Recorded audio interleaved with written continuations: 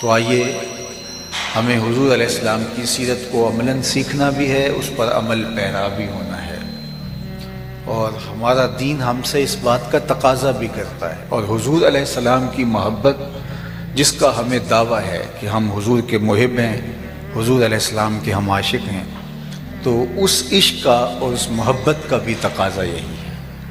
ہماری محبت صرف ہماری زبان کی نوک تک نہ رہے، صرف ہماری پگڑی تک ہی ہماری محبت محدود نہ ہو جائے، یا ہمارے نعروں تک ہماری محبت محدود نہ ہو جائے۔ ہماری محبت ہمارے رویوں میں بھی اترے، ہمارے طرز زندگی میں بھی محسوس کیا جائے کہ یہ حضور کا خادم ہے، حضور کا نوکر ہے، حضور کا غلام ہے۔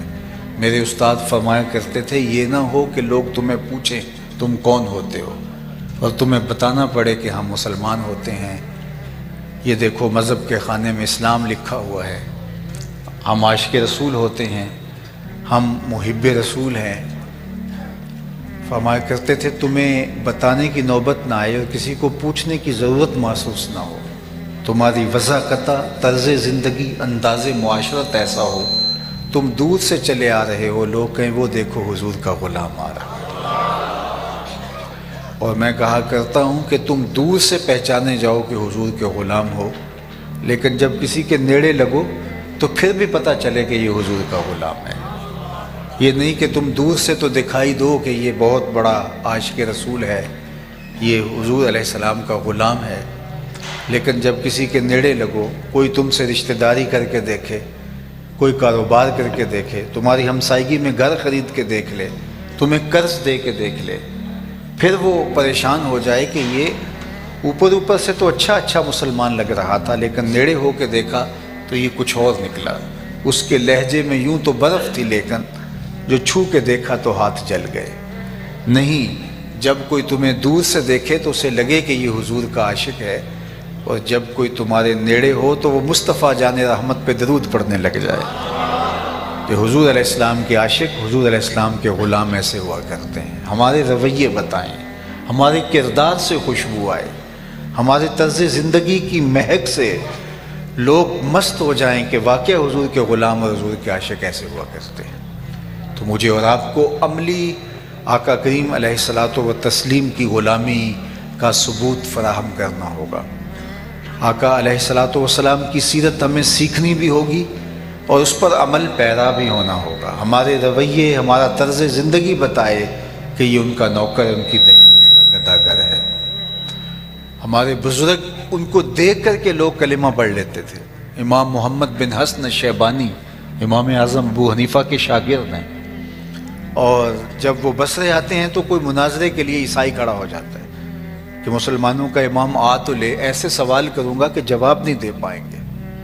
جو ہی امام محمد تشریف لائے، چمکتی ہوئی روشن پیشانی، نورانی چہرہ، اور حضور کی سنت کا عکس امام محمد علیہ رحمہ جو ہی تشریف فرما ہوئے، اور وہ جو مناظرہ کرنے کے لیے کھڑا تھا اس کی نظر آپ کے چہرے پہ پڑی تو اس کے لبوں پہ کلمہ جاری ہو گیا۔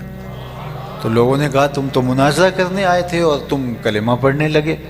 تو اس عیسائی پادری نے کہا، جب میں نے مسلمانوں کے امام کو دیکھا، ان کی چمکتی روشن پیشانی کو دیکھا اور ان کے چہرے پہ میری نظر پڑی، تو برجستہ میرے دل میں خیال آیا کہ جب مسلمانوں کا چھوٹا محمد اتنی شان والا ہے، بڑا محمد کیسا ہوگا؟ یہ شان ہے خدمت گاروں کی، سرکار کا عالم کیا ہوگا؟ ہمارے کردار نے دین پھیلایا تھا۔ ہمارے صوفیہ یہاں آئے اور دین پھیلا، ان کے کردار نے پھیلایا تھا۔ جتنی تقریریں میں کر رہا ہوں اتنی داتا صاحب نے تو نہیں کی تھی، اتنی حضرت خواجہ معین الدین چشتی اجمیری نے تو نہیں کی تھی۔ وہ تو جہاں سے گزرتے گئے کردار کی خوشبو پھیلتی چلی گئی۔ آپ سنتے نا، یہاں صوفیہ آئے تھے، یہاں تاجر آئے تھے، اور ان کو دیکھ کر یہاں کفر کا معاشرہ تبدیل ہو گیا۔ بتوں کو پوجنے والے، جانوروں کو پوجنے والے، حشرات الارض کو پوجنے والے، یہ مچھلیاں پکڑنے کے لیے یہ جو کانٹے کے ساتھ کیچوا لگایا جاتا تھا، یہ بھی معبود تھا۔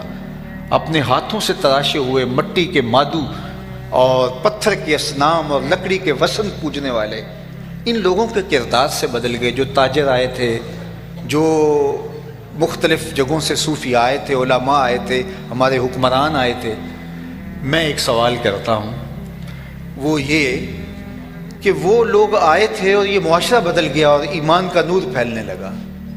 اب ہمارے کتنے بھائی بیٹے بیرون ملک گئے ہیں، کفر کے معاشروں میں رہتے ہیں. عرب دنیا کے اور ہماری اجمی دنیا کے مسلمان ممالک کے کتنے لوگ، کتنے صوفیاء کی اولاد، کتنے پیروں کے صاحبزادے، کتنے علماء کے بیٹے، اور کتنے لوگ لاکھوں کی تعداد کے اندر مختلف ممالک کے اندر ہیں. تو ان کو بھی بدل جانا چاہیے تھا، جس طرح وہ تاجر آئے تھے اور ہم بدل گئے تھے، ہمارے ابا و اجداد بدلے تھے، تو ان کو بھی بدلنا چاہیے. لیکن الٹا کیا ہے کہ ہم جب باہر جاتے ہیں تو لوگ کہتے ہیں کوئی ہمیں حل بتاؤ، اس اولاد کو مسلمان کیسے رکھیں. ہمارا مسئلہ یہ ہے کہ جو گئے ہیں انہوں نے کسی کو مسلمان کیا کرنا ہے، ہمیں فکر ہوتی ہے کہ ان کو اسلام پہ قائم کیسے رکھا جائے. تو یار گوشت پوست کے بنے ہوئے وہ بھی تو انسان تھے جو تاجر یہاں آئے تھے، وہ بھی تو کمانے یہاں آئے تھے، کمائی کرنے آئے تھے. لیکن انہوں نے جو کمائی کی وہ یہ بیٹھی ہوئی ہے. انہوں نے جو کمائی کی کفر کے معاشرے کے اندر ایمان کا چراغاں کر دیا.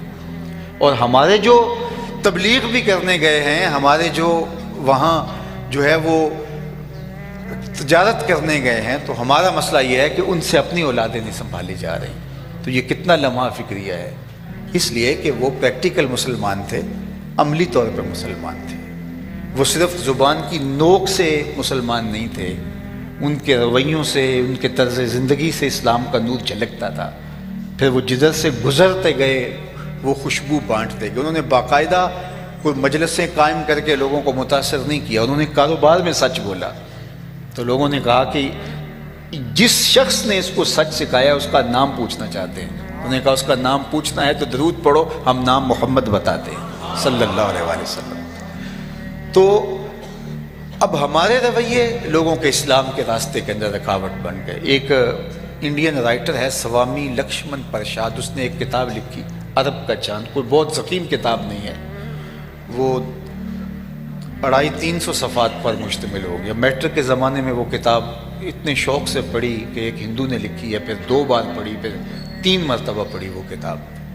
تو بڑی خوبصورت کتاب لکھی. تو کسی نے سوامی سے کہا کہ تو مسلمانوں کے نبی کی سیرت پر اتنی خوبصورت کتاب لکھی ہے کہ اس کو پڑھ کر کے ایمان تازہ ہوتا ہے، تو خود مسلمان کیوں نہیں ہو گیا؟ تو اس کا جو جواب سنیے، وہ کتنا آنکھیں کھول دینے والا ہے. ہمارے روڈ پہ ایک گاڑی چلتی تھی، اس کے پیچھے لکھا ہوتا تھا عقل نہ ہو تو موجہ ہی موجہ.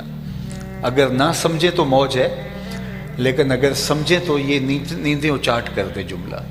تو اس سے پوچھا گیا کہ تو خود مسلمان کیوں نہیں ہو جاتا؟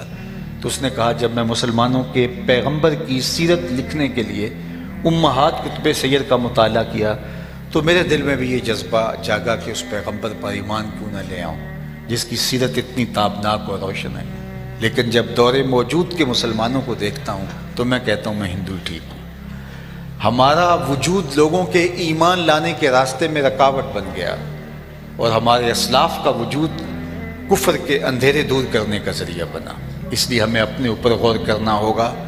ہم دنیا کو کیسے مسخر کر سکتے ہیں، دنیا کی کیسے تسخیر کر سکتے ہیں؟ ہم تو اپنے وجود کو بھی مسخر نہیں کر سکتے، اپنی خواہشات پہ قابو نہیں ڈال سکتے، اپنی آرزوؤں پر ابھی کنٹرول نہیں کر سکتے.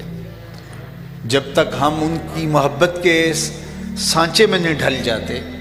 میرے حضور قبلہ عالم شیخ مربی نے کہا تھا یاری لا تو پاک نبی سنگ اے پر پوری یاری، پھر درود قبول ہے تیرا لکھ نالوں ایک واری. تو ان کی محبت کے سانچے میں ڈھل کر کے ہم اپنی زندگی کو خوبصورت پیرائے میں دیکھ سکتے ہیں. تو سیرت النبی کا عنوان ہو یا اسوہ رسول کا یا عشق رسول کا یا محبت رسول کا یا کوئی بھی عنوان ہو، تو یہ صرف معلومات میں اضافہ کرنے کے لیے نہیں ہوتا، یہ ہمارے عمل کے لیے ہوتا ہے.